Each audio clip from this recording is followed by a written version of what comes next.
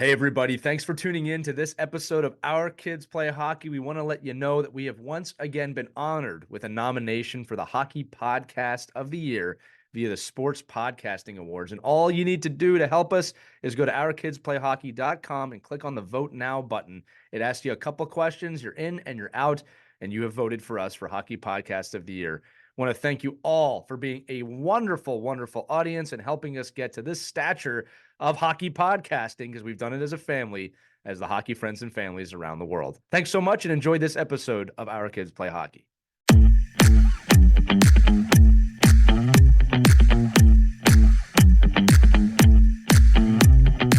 Hey, everybody, it's me. It's Lee. It's that thing I do before the episode where I tell you what the episode's about. This episode is about social media in youth hockey. Specifically, we talk a lot about brand ambassadorship and how parents and kids can work together in that realm, which was actually a request. We got an email about this from a listener, which is why we did the episode. But we also really dive into the perils of social media as a whole and how, as a parent or as a kid, you really should be approaching it with certain aspects first, like self-esteem and understanding what your goal is on there and that it's not reality, right? It's a human highlight reel. We really dive into those things on the episode. So I think it's an important episode, whether you're a social media brand ambassador or if your kid uses social media. Anywhere in between those is probably a good one for you. And of course, it's the opening, which means I'm going to push something.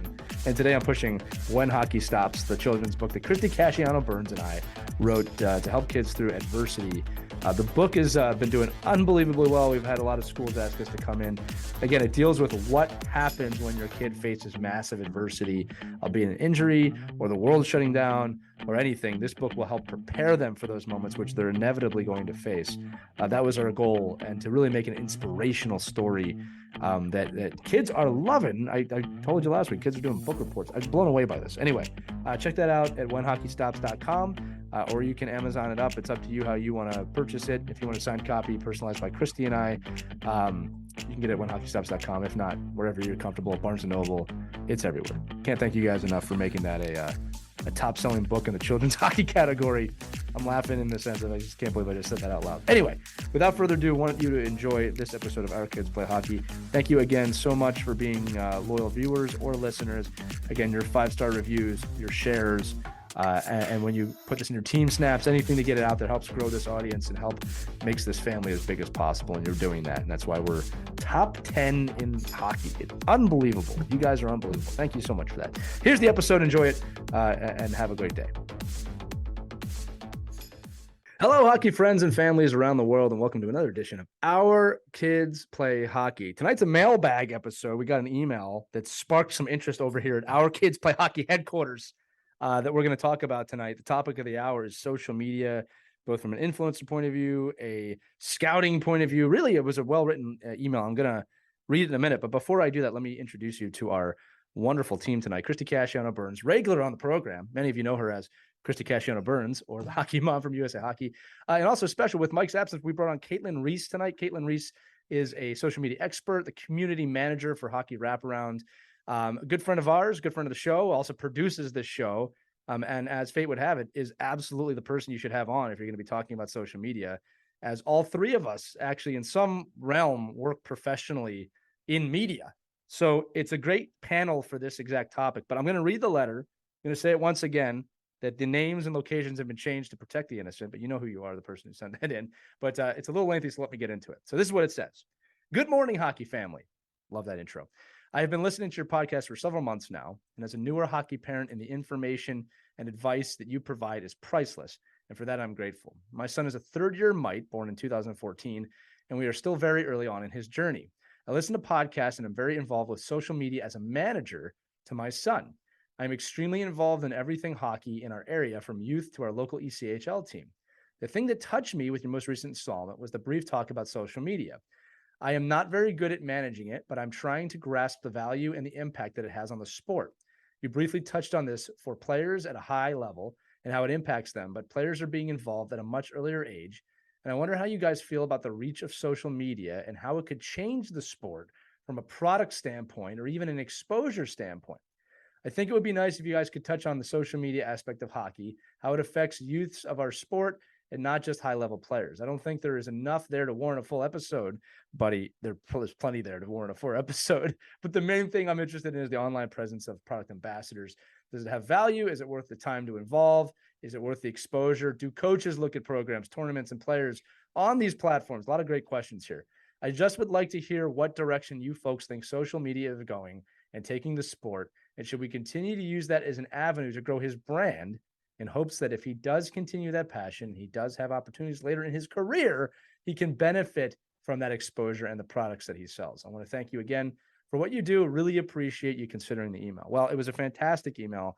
And I know Katelynn and I and Chris have been talking about this actually for a couple of weeks since we got it. But Katelynn, I'm going to start with you tonight, right? Like, you're a community manager, right? So this is something you literally do every day, is help brands grow. You interact with these ambassadors. Yep. What do you think the state is of social media, really not just in hockey, but in sport in general?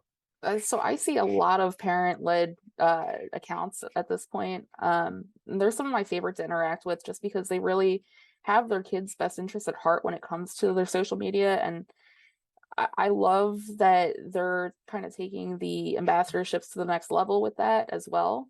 It really is all about like creating your own type of brand. And I think that really goes even further with recruiting.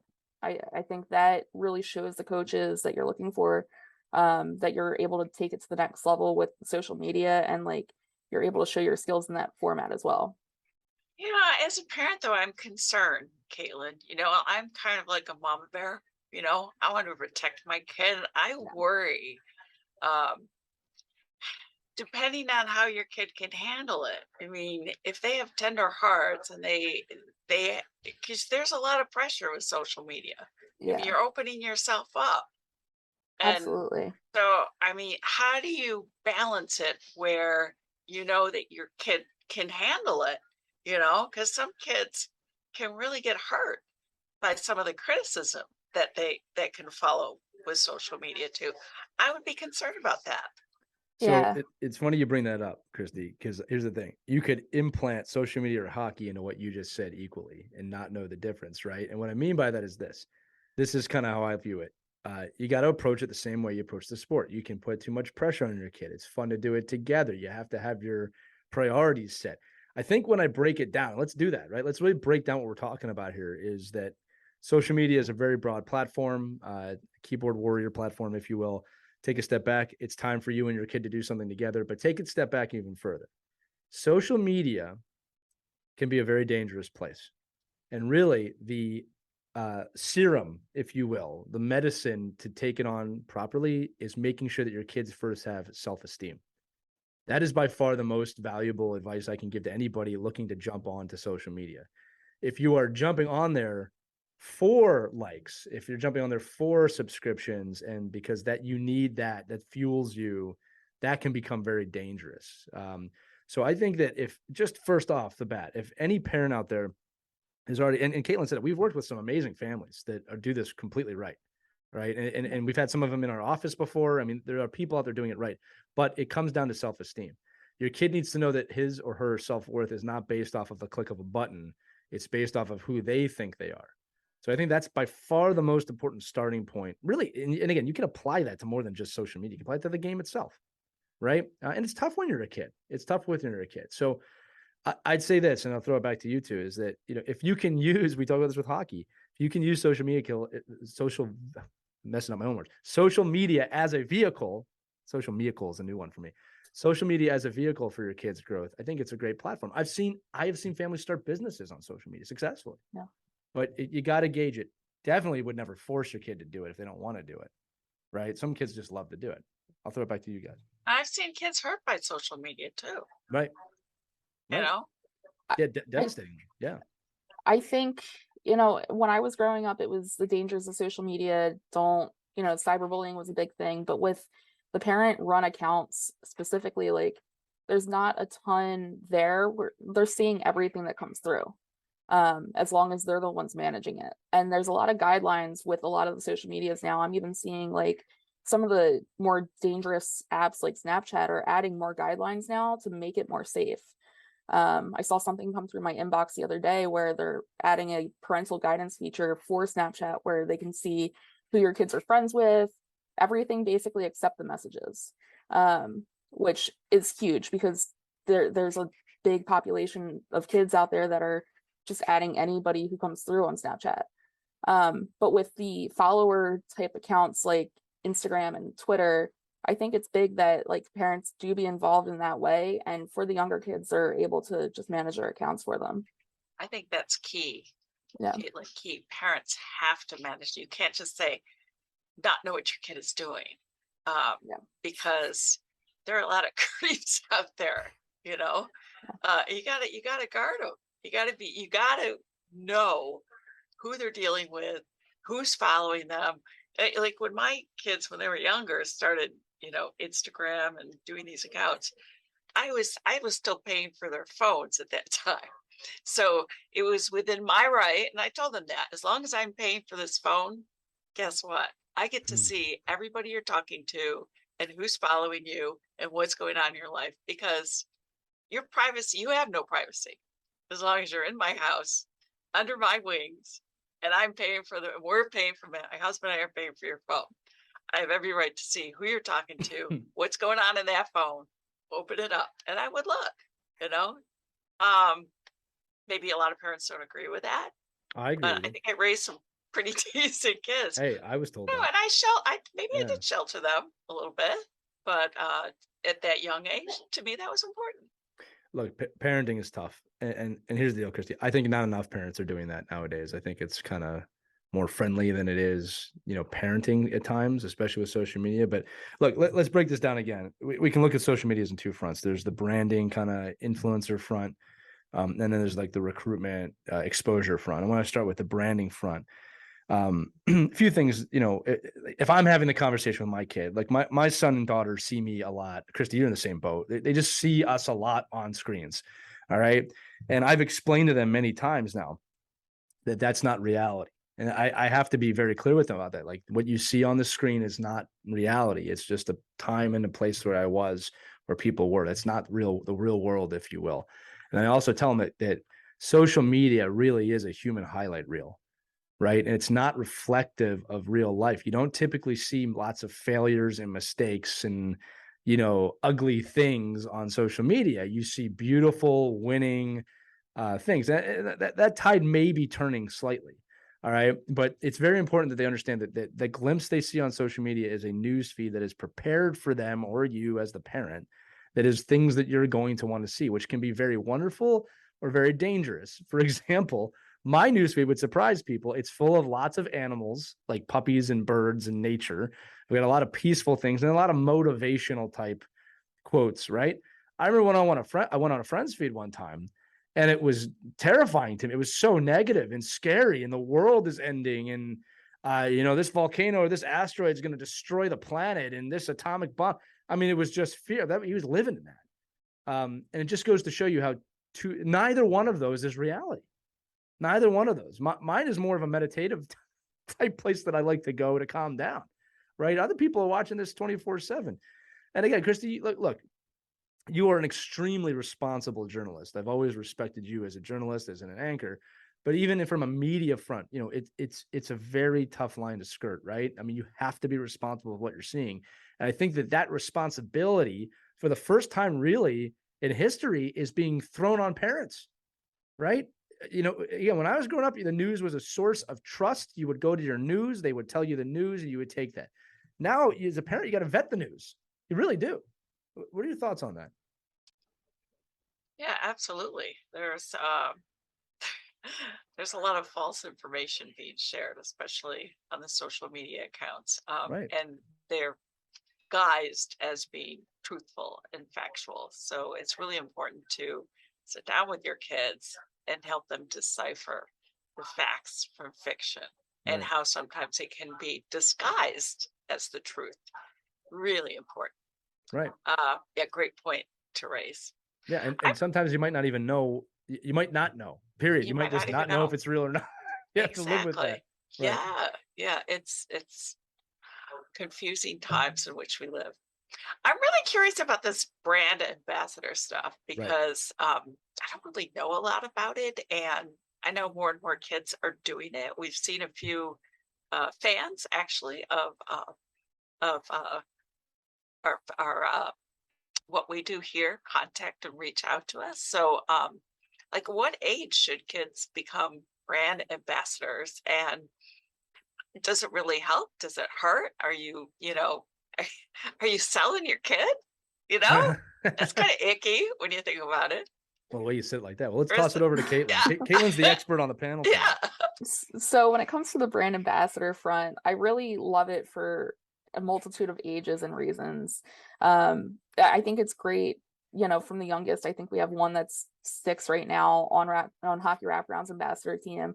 And I think it instills like a sense of it's a way to start selling, it's a way to learn how to sell before you even get to high school, really. Because we do see a lot of the kids in the upper elementary level and the middle school level that are doing it. They're doing videos of themselves using their products, taking photos of their products and sharing them on social media. And then they all have their own unique link with it where they can generate their own money from it. So not only like are they getting themselves out there as a brand for themselves, but they're generating some sort of income as well. And I think from an educational standpoint, that's fantastic. And it's really, some brands do it just to do it, but I really focus on the fun part of it and the motivational part of it as a way to get them to use the time to practice and use it to have fun with hockey. And I just think it's great for that. All right, but how important is it? And I hate when people sell products that they don't believe in. Right. That's junk. Yeah. And you're only doing it to get money and exposure. I mean, how important is it the kid tries the product, really believes in the product, and is sincere about it? That's a great point. And there are brands out there that will take just about anybody. But I know from our standpoint, like we take people that we see constantly excelling in doing content with our products and showing how much they really love being a part of our community. It's total community effort, and we welcome them into our family once they've shown that they're at the top of our community. Yeah, I'll say this too, that so first off, Katelynn is one of the best in the business at what she does. She generally cares about the people that interact with the brand. And she's in a position that I think is insanely undervalued by businesses in general. When we told people we have a community manager, they go, oh, wow. Like I said, everyone should have you cannot manage a community without one of these people. It's not something you do in your spare time effectively. But one of the things she does really well is she vets these families. When these kids come in, you don't just automatically become an ambassador, right? Like there's a whole process that we go through. We want to make sure that, as she said, you're making quality content, right? You really do care about it. Do you know about our product? Do you know about our background? Do you know about what it is that we do? That's like the gatekeeping questions that we ask before you can just jump on board. Again, I'm going to say 2 things here because I've taken some notes here. I know when people say, so Katelynn, you said it like when they're starting to get their sales career, learn how to sell. I already know just from doing this for a long time, there's people out there, oh, sell, it's an evil word. It's a 4-letter word. Listen, everybody listening, look at me or listen to me. Everyone out there is selling something. Okay. It might be a product. It might be information. It might be whatever it is you do at your job at the end goal. It might be insurance. But at the end of the day, everyone is selling something. It's just about how you do it, right? The 4-letter word with sales, when you think of kind of that icky salesperson just trying to sell you a lemon, is what Christy is talking about. All right. But we're all working to sell something to somebody else. That's commerce, right? So when you think about brand ambassadorship, Christy, going back to your question, it's a 2-way road. Some of it's on the influencer and the family themselves, and some of it's on the brand, right? Christy, I'm going to echo something you said, but I'm going to say it as a statement. Do not support brands that you don't support. Yeah. If you don't know anything about the product's bad, do not just take that ambassadorship. This is my advice, because it looks sexy to have that ambassadorship. Pick and choose. People know trash when they see it. They know BS when they see it. Okay. And you don't want to be supporting that because then you're associated with that. Right. So if you're going to be an influencer, no matter what the age, 6 up to 65, all right, and beyond, because we don't discriminate here, right? make sure you know the product, you've tried the product, and make sure you believe in the product. Don't just gather up as many ambassadorships as you can because you think that, oh, well, look at all these companies support me, because that's not really the way it is, right? I'd say be the best ambassador for 1 or 2 companies, not the overall ambassador for 50, right? Yes. I would also look into the different brands that you want to be an ambassador for and make sure that they're actually supporting their current ambassador team. Because like I said, the ambassador programs out there that will just welcome anybody, they're not showcasing what you're willing to put forth for them. And I think that's a part of it. Like, what we do is we take the content that they're already sharing and we reshare it for them and tag them and make sure that our community knows that they're a part of our team.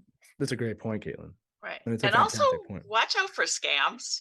And I'm going to share this example. It wasn't with my kid, but it was my dog, who, you know, I just love. I treasure. She does love her dog. Yeah, we know and that. I post on Instagram all the cute little things that he does. And of course, I think he's just a star. So I wasn't shocked when I received an Instagram private message from a company wanting Duke to be a brand ambassador. And I'm thinking, oh my gosh, they discovered how cute and awesome and amazing my little dog is. Of course, I want him to be a brand ambassador. Okay, yes, I contact them back. Oh my gosh, yes, Duke is a star. I'm glad you saw it, recognized his abilities to sell because he's just the cutest dog on the planet.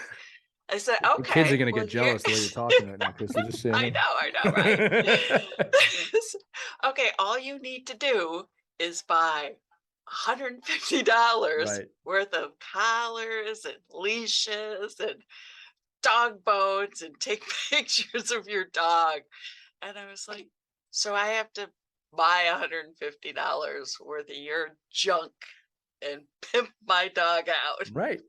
That's exactly what they were asking you to do. I'm like, and then what do I get out of it? And then I looked on their site and you see that there are all these dogs and there's nothing special about any of them. No, they're preying on you.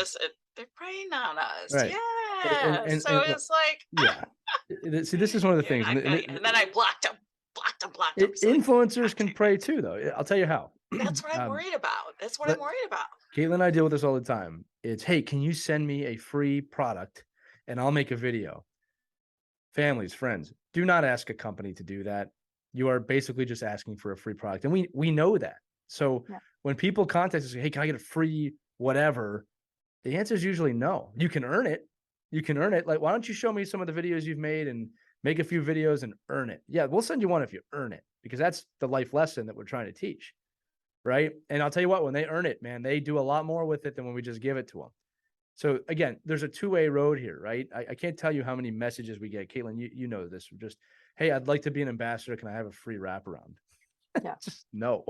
Cannot. Yeah. And I'm wondering too, if your kid is an ambassador, if that might lure some of the, bad apples out there to try and contact you to get you to buy products, even though they don't really intend to do anything special with your kid. It's just for you to get you to buy products. You got to watch for that. Yeah, like an immediate red flag with that is, again, going back to the community manager role. I mean, I actually was an ambassador for a different product at one point, and I got to know their social media manager before I even signed on. So I think that in itself, knowing that there's an actual person behind the account that you're talking to, behind the company that you want to sign on with, there's, a lot of times you'll get a random message, not even from the company. That's an immediate red flag. You want to make sure that everything you're doing is 100% secure before you do it. Otherwise, it's not going to yield the same results that you're looking for. I'm writing some notes down here because I want to make sure that we give clear kind of, not instructions, but just thoughts to our audience. Yeah. And how young is too young? I think that depends on the parent, because I'll tell you this too. And the kid. Yeah. Like, look, there's a certain age at which a parent can step away a little bit. But again, that's what I'm going to go through. Again, look, the first thing, again, you got to make sure your kid's self-esteem is the primary goal here, right? If you're not building that, then we're doing it wrong. And I've seen a lot, I'm gonna say this again, I've seen a lot of influencer, great relationships with parents and their kids. They're building their kids' self-esteem. Okay, that's number one. Number two is really clearly identifying what is the goal. All right. If your kid is 6 years old or 8 years old and is a little salesman and loves hockey and loves the product, yeah, cultivate that love into understanding that, hey, there's ways to earn things from this and you can work hard. I actually am not against teaching a young person basic level of salesmanship in terms of business. If they're interested, not, you're not going to make real money. Number one, you're not going to make anything you can live off of, but you can learn some really important skills. All right. And I'm one of the people that believes that proper, trustworthy salesmanship is actually a really good skill. I don't think it's a bad skill for anybody to have. Right. The next thing after what is the goal is who do you trust? Right. Again, you don't just get a vomit of products and then you're just, I'm an ambassador for 12 different products. That you cannot make a living that way. Number one. Right. And then I've seen this evolve. We had a guest on months ago, Martine, who made Duster Armor. Right. This is a great story of a father and a son had a wonderful idea for an Under Armour type garment that protects the neck, protects the wrist, protects the Achilles. They made a business out of it. And what people might go, well, that's not an influencer. That's exactly what they did. They created a great product. They have a presence, and now they're promoting their own product as father and son. And I've met them, and they're bonded over this. To me personally, I can only speak for myself. That's this being done correctly, right? And that kid is getting invaluable business knowledge. Who knows what he's going to build when he's older, right? And again, look, it takes a certain type of personality to do this, right? It's typically type A people who aren't afraid to speak. The shy person, this probably isn't the best method, right? And again, love of the game. I mean, you just don't want to get locked in this thing where you're going to be doing something for years and you don't really love it. And here's the other thing, Christy, you brought up too, is that you're going to, not maybe, you are going to get a lot of flack from people online, because when people are behind a screen without any fear of showing their face, they will say really mean things. I don't care who you are. Someone will tell you you suck. Someone will tell you you're horrible at hockey. And we've seen this all over the board, from a kid playing for the first time and people telling him that or her that they suck. It's like, yeah, they're just starting.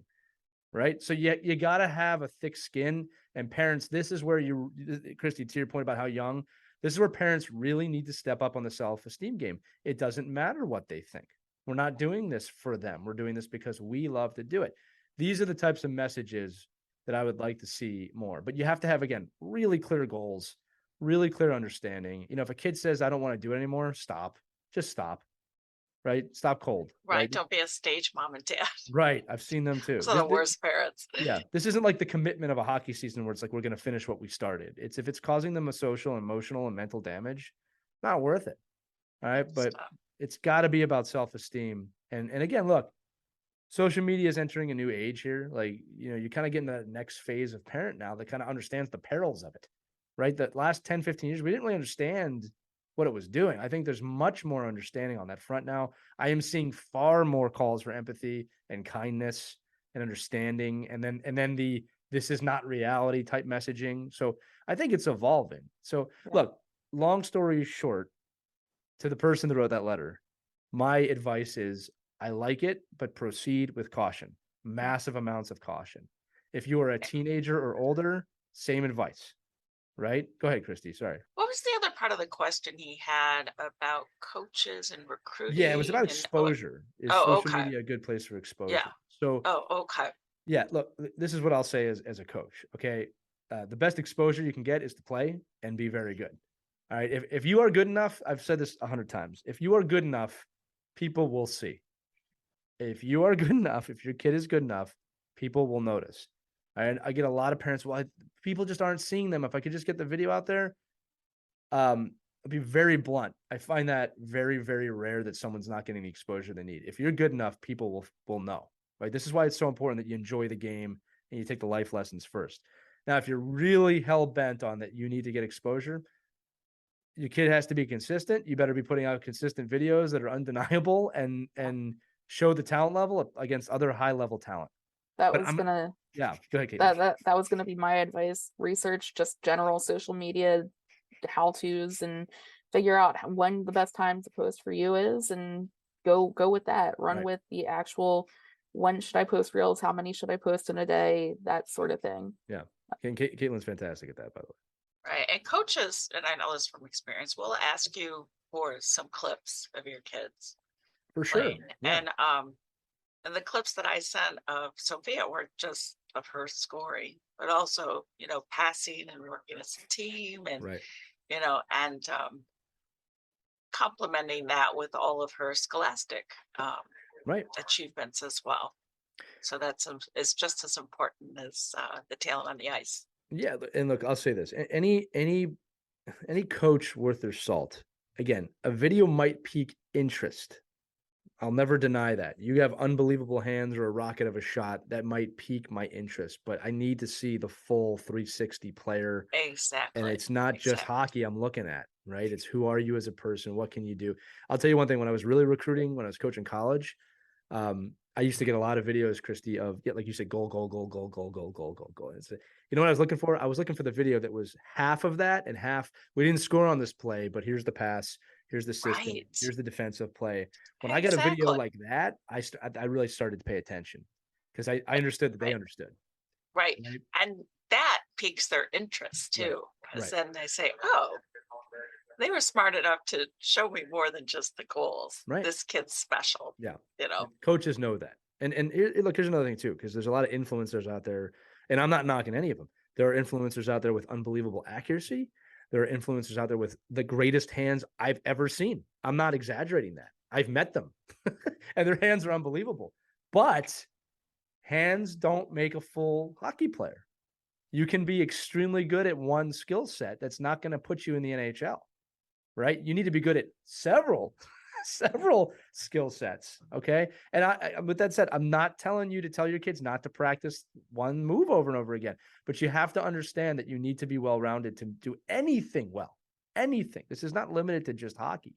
So again, when it comes to social media, because I know we're getting short on time, self-esteem, number one, having fun with it. I love when Katelynn comes to us and says, I got a mom and a kid and a dad, and they're just having a blast going around the country doing these. I love hearing that. What I get scared of is if I can get 5 more brands to my name, that's going to mean that I'll have 50 brands under that scares me. You're thirsty, right? Well, that's dangerous. Go ahead.